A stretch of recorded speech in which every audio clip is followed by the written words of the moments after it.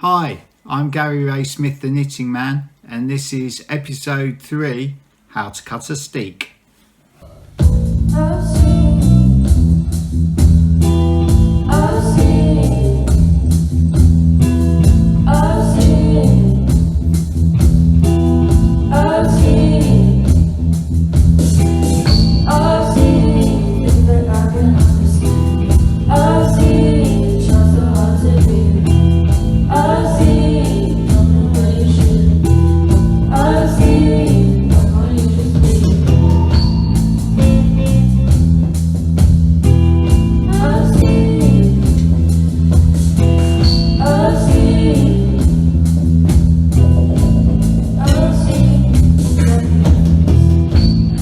Hello, welcome back. This is episode 3 of our podcast, How to Cut a Steek, and it's mostly about this blanket, which I finished a couple of days ago. It's my Death's Head blanket for Ariadne, and what we'll be doing is you'll be learning how I steek and how I hem back the edges. So finishing the blanket. I'd like to thank my daughter Kitty first of all for writing me a theme tune. So the music that you just heard, the opening music, that's probably going to be our music forever now. We've been messing around with different music and trying things out, but we asked Kitty if we could use one of hers, so she wrote and she played that for us. I quite like it. It's a bit like, reminds me a bit of early Scritti Politti. So if this is your first time watching our podcast, what I'm really all about and what I'm trying to do, I want to improve people's colourwork skills. And if you can knit like that, then I believe with a little training you could knit something like this. Is it upside down, Joe? No? No? No, I don't know. Yes, it was. So you can learn to knit something like that, or even something like this.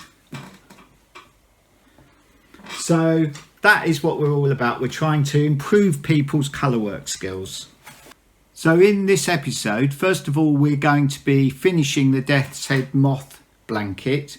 That's quite a long bit of video, that, so that's going to take up most of this episode. After that, we're going to do How I Learnt to Knit Part 3, so that's the last 20 years. And then we've got Travels with My Yarn, and this week we're at my daughter's cafe, which is called Slice of Cornwall. And then we've got at the end, or towards the end, we've got the follow-on from last week, which is how to carry yarns in colourwork without floats, or with very short floats. But we're going to do it purling this time. So that's what people have asked to see.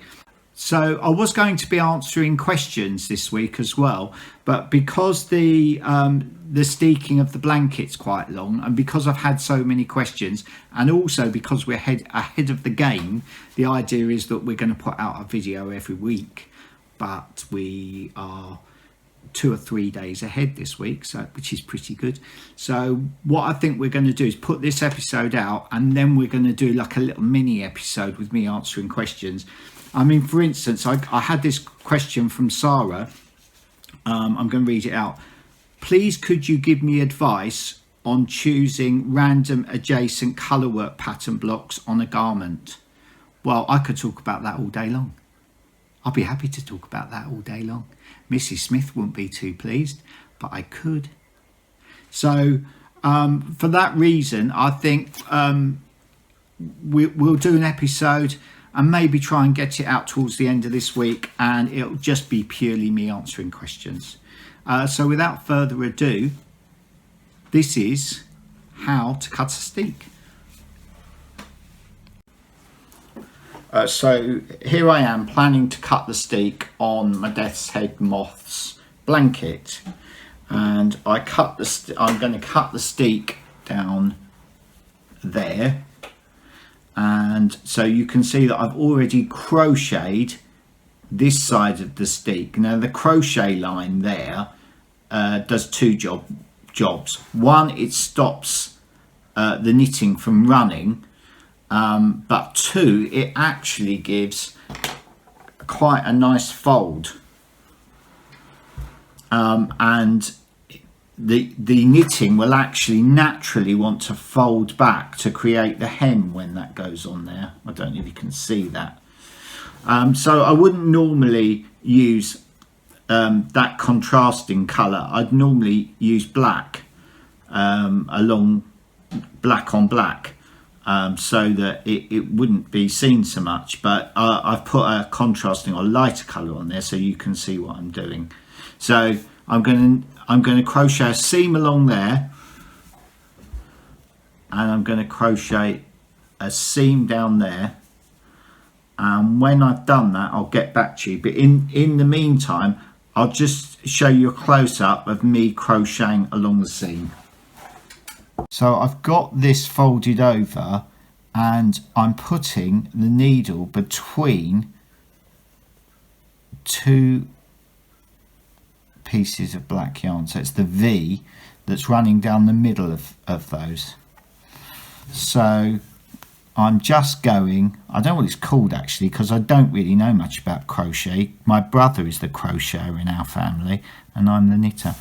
So I'm just pulling that through there and pulling that through there. That's it.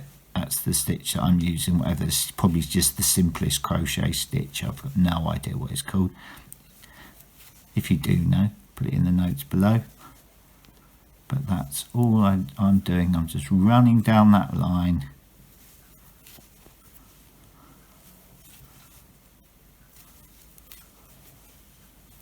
And that's it. So last night I crocheted either side, finished crocheting either side of the steek, and now I'm going to cut the steek open. People think that it's nerve-wracking. The most nerve-wracking thing really is that you've not seen all of your knitting at once. So until you open it out, you don't know if it's going to work. So here I go. The actual cutting of the steek is not a particularly, and I'm not being too careful, just trying to cut it down the middle. I've got quite a lot of yarn on the back there, which is where I've changed colours. But when I come to sewing it up, I'll just sew those into the hem. So yeah, I'm not being too sort of fussy. I'm just cutting it. So there we go. So this will be the first time that I've seen it.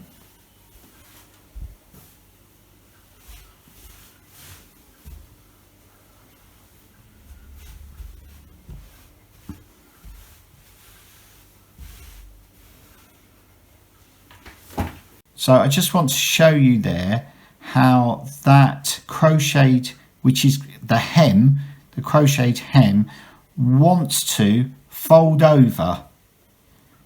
So you've got a nice edge.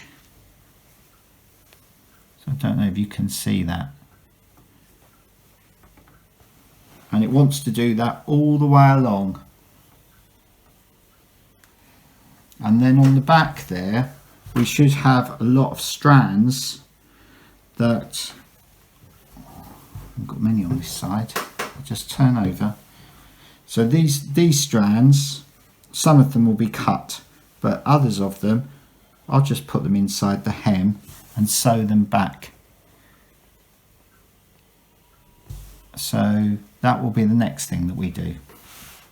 Okay, so I'll just tuck all of those loose ends into there, just push that back, ready to go, and then we'll sew that up. I'll show you how it's sewn up on paper, I think, because that will make more sense.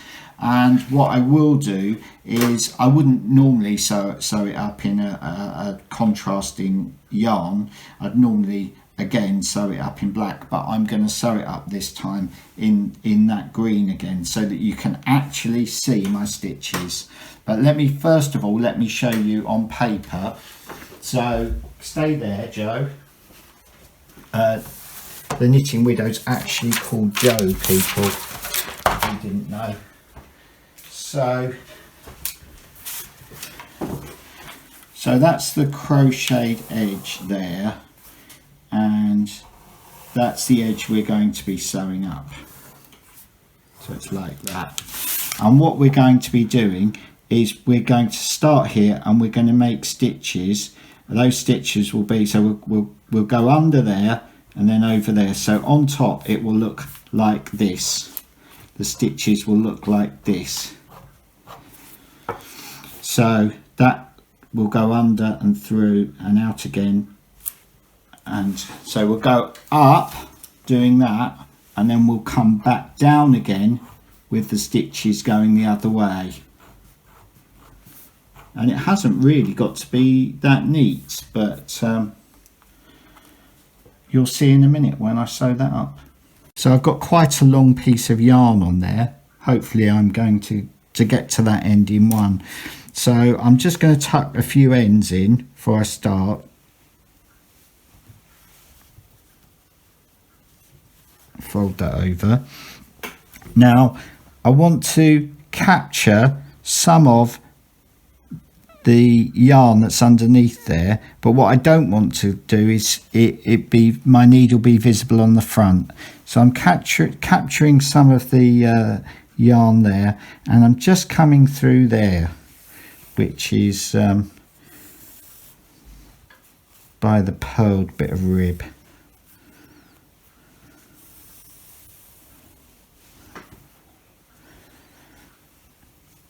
And then I'll just keep going.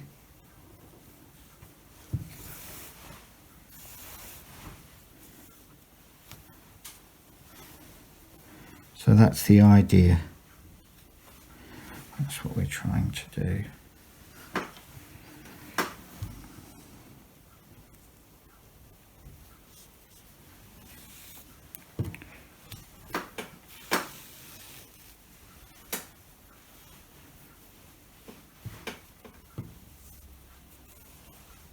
And I'll probably tidy this end up when I come back down at the end, just tidy up there. But for now, I'm just going to go all the way along up there, tucking my loose bits of yarn in, just doing this.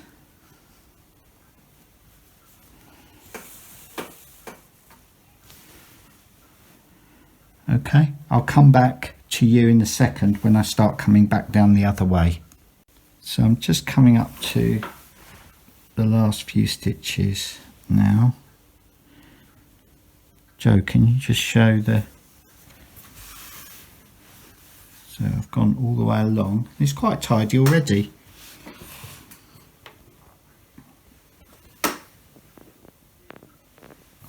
And then I'm just getting to the end there. I'll tuck those in there. And what I tend to do is have a bit of a tidy up at the end, the ends when I'm there. So now I will probably, you wouldn't normally see these in, because they'd be in black. So I'll put a couple of stitches across there like that.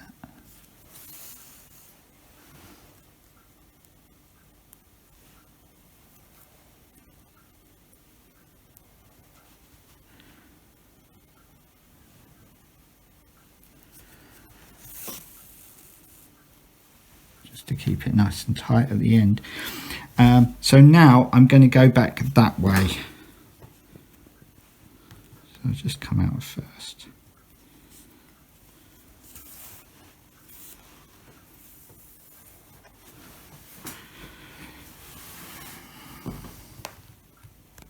So again, I'm just picking them up on the back.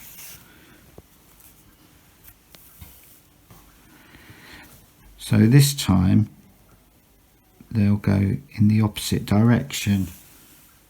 So they're going in that direction. I suppose you could, if you wanted to, try and line them up so they were nice tidy crosses, but I don't really bother.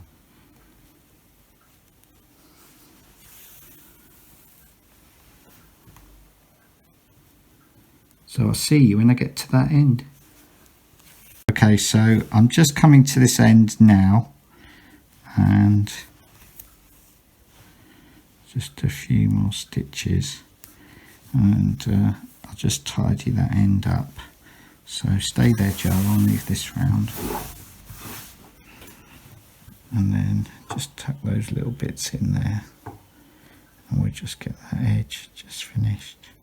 You won't see this so much if it was in black, but I've done it for your benefit, you guys' benefit. But just tuck that in there.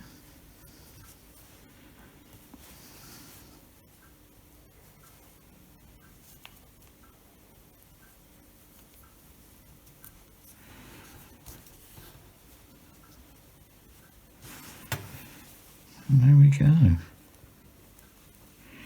And I'll just send that along that.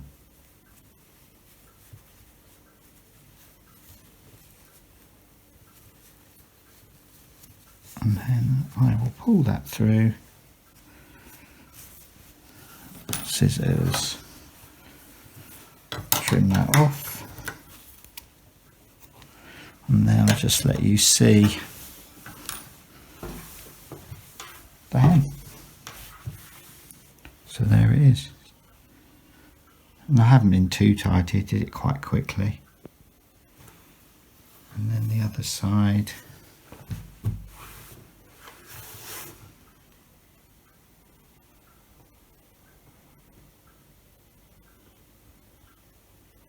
And now I'll get on and do the other one. So I'm fairly happy with it. The only thing is I'd like to strengthen up the jaw on this skull, so I think I'll probably do a bit of Swiss darning there, but I'll have another look at everything. I'm pretty happy, I think. I don't think I need to do anything else anywhere else, so I'll do that, and job done, I think. So yeah, this is the finished back. Well, it's not finished. I've just got a couple of couple of strands to darn in. I usually don't have much left to darn in at the end of my projects because I tend to knit colour changes and things in as I go along, and most of them were on the join, so they're buried. But yeah, there you are.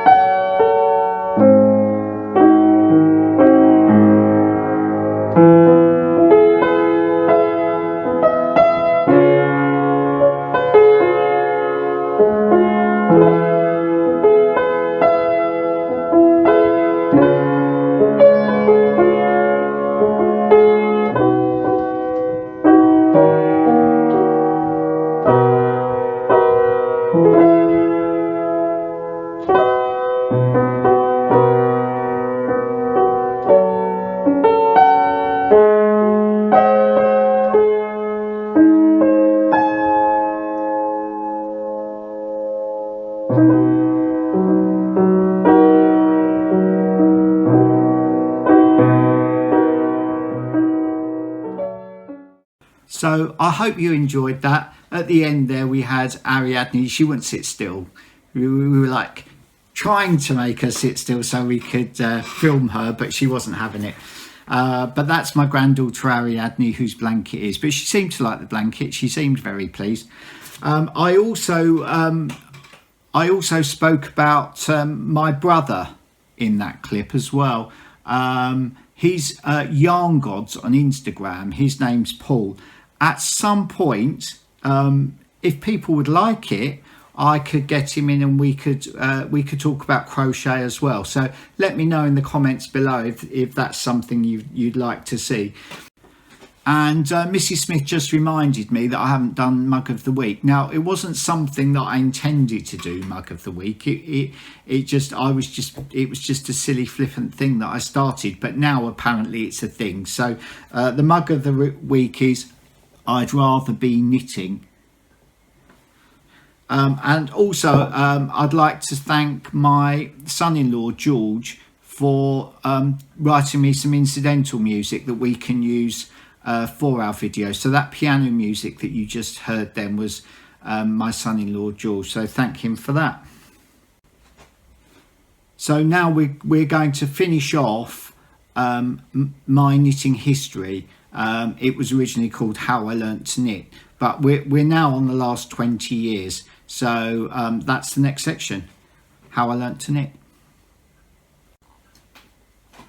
So the last time we talked, I was in the 90s and I was knitting really large blankets, larger than the ones that I showed you last week. Some of them were huge, some of them were 6-8 foot square, and I was just knitting by the square metre. And I used to take, during the 90s, I used to take my knitting everywhere with me, and I even used to take it to the pub. In those days, we used to go, when the children were small and my granddad was alive, we used to go to a pub called the Grand Hotel in Leigh-on-Sea, and a beautiful pub, and it had 3 bars, and in the back there was a piano bar with a garden off of that, and the children would be playing in the garden and my granddad would be singing. There was a man playing the piano, his name was Tom Penny, and he'd play this grand piano and people could come up and sing, and my granddad used to go up and sing every Sunday. And also in the bar at that time there would have been Lee Brillo. I don't know if anyone's ever heard of him. He was the lead singer of a band called Dr. Feelgood. There's actually a really good Julian Temple film which is called Oil City Confidential, all about Dr. Feelgood. But he used to sit there, and my granddad used to know that he was a singer, but my granddad didn't know who he was, but he knew he was a singer. And he used to say, "Give us a song, Lee," and he used to say it every Sunday, and Lee would go, "Oh, not today, Jack." Oh. The ghost of Christmas past. Yeah. So we had a misfunction there. The camera decided to take a dive. So I wonder if that was the ghost of my granddad or maybe of Lee. But yes, they were both lovely men. They were both gentlemen. So they were a great loss. But I used to sit knitting on a Sunday in the pub. So what happened was when the new century started, I changed jobs. So I moved away from being a personnel manager and I started working in the graphic sign industry, which I've worked in pretty much ever since. And I started going all around the country installing signs.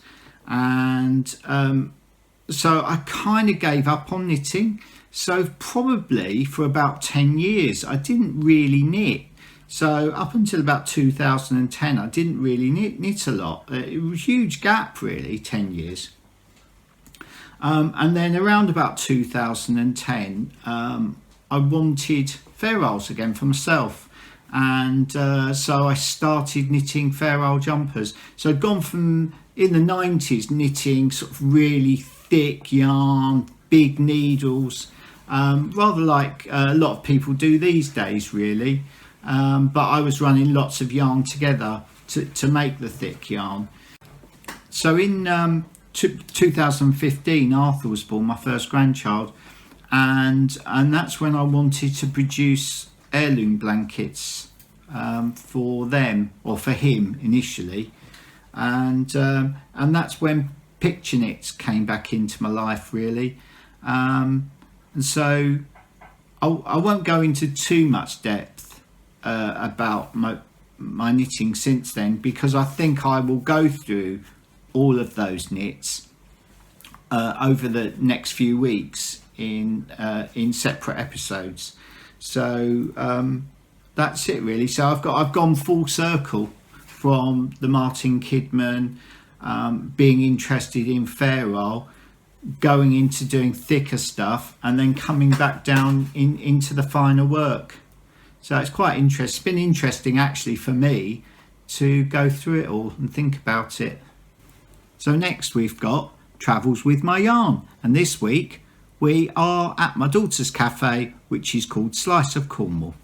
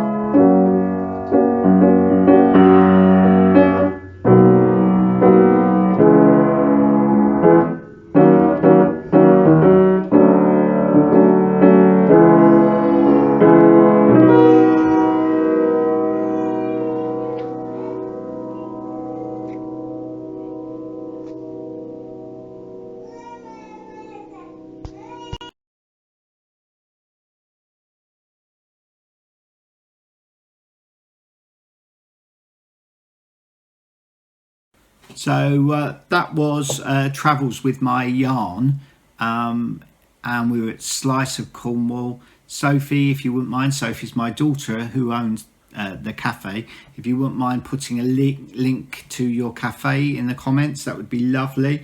And also in that clip you saw one of my other daughters, and that was Pansy. Pansy's agreed to be a guinea pig for me. She's going to be like an Eliza Doolittle. Not that she speaks badly, she speaks a lot better than I do. She's got a much nicer accent than I have. But she is going to be my guinea pig. I am going to transform her from somebody who is a novice knitter into somebody who is an excellent knitter. That's the plan. And I'm going to be doing that this year, and we're going to be filming that. And also at the end of that clip you saw me standing underneath the logo of Slice of Cornwall. That's something that I designed. Sounds like I'm bigging myself up there, doesn't it? Why are you laughing? But the main thing that you saw there, which I held up to the camera, was an old friend of mine called Brambles, and a lot of people have asked to see Brambles. A lot of people say, where's Brambles? Because a lot of my followers on Instagram, they love brambles, and it's one of those projects that's been ongoing. I use it quite a lot. You can see in the what are these called? These are brambles. You can see in the brambles of this design, it's like a little I do practice runs really. So Mrs. Smith just went and got brambles for me. Hang on, let's just finish my quick slurp. Thank you. Okay, so this is brambles. It started off, it's the same back and front. It started as about 5 years old. 5 years I've been working on this. I did plan to make a big jumper, like an oversized 80s jumper. But I've made other stuff since. But it's kind of like an experimental thing, and I'm still experimenting. So I was talking last week about intarsia and knitting intarsia in the round, and how you can't knit intarsia in the round. Well, of course you can if you don't mind what the back looks like. And I've got so many yarns on there. I don't know if you can make out how many yarns there are attached, but there's quite a lot. And so at the moment, I did this area of brambles, and can you see there's also a speckle in behind, and I just decided to just put occasional speckles in. Got no idea why I decided to do that. I had no idea at the time why I decided to do it either, but I just started doing it and went with it. And then so it starts off with leaves, and it goes up into berries, and now it's going into like flowers, but they're like a blue cornflower colour. And I think I'm going to do a lot of flowers, and I'm just making them up as I go along. So yeah, that's my old friend Brambles. So it's just because I'm in between projects that I picked this one up, and maybe one day I'll go through all my UFOs and all my whips, but that might take that might be a long episode. You laughing again? She's laughing again. Okay. Mrs. Smith was just saying that I was waffling on then, and the other day when I was looking back at, or we were looking back at my previous videos, she said, "Do you know who you remind me of?" And I said, "Is it Tom Hardy?" And she said, "No, Ronnie Corbett." For the English people will know who I'm talking about. American people, you probably have to look it up. She's just said to me, "It's not an insult that you remind me of Ronnie Corbett. He's at the top of my celebrity dinner party list. I think he's very funny." So that's probably a good thing, really. So now we're going to do how to do stranded colour work without floats, purling. So our how-to this week is continuation from last week. Last week we looked at how to knit stranded colour work with no floats, and this week we're going to do it, but we're going to do the purl stitch. So if you want to see how to do it in knit stitch, you need to look at episode 2. So we're going to purl the orange here and carry the green all the way along. It's very simple. Oh, I'm tangled up. Here we go. I'll just do the first orange stitch.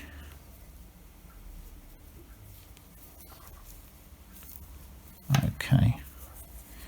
So we're going to purl the orange so that the carrying colour goes up, and then we're going to purl the orange, and then the carrying colour comes down. Purl up,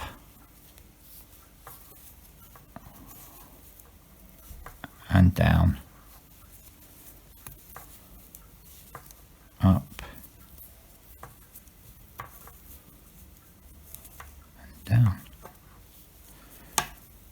that's it really. I'll go along to the end of the row.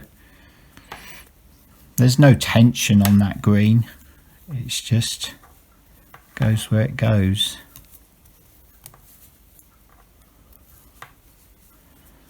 I must say I picked a horrible pair of needles to do this with. There you go. So you put the two together, knit and purl.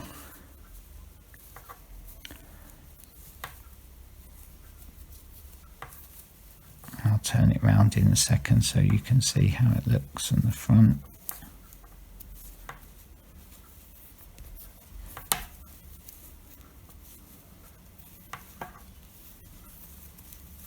There we are. Okay, so there's the front.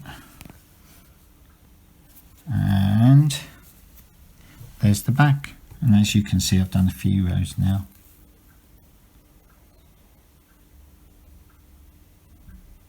Okay, thank you for joining me today. Please like, subscribe and hit the bell down below there. These are the things that are going to make us want to, are going to encourage us to produce more episodes. So thank you very much. See you again soon.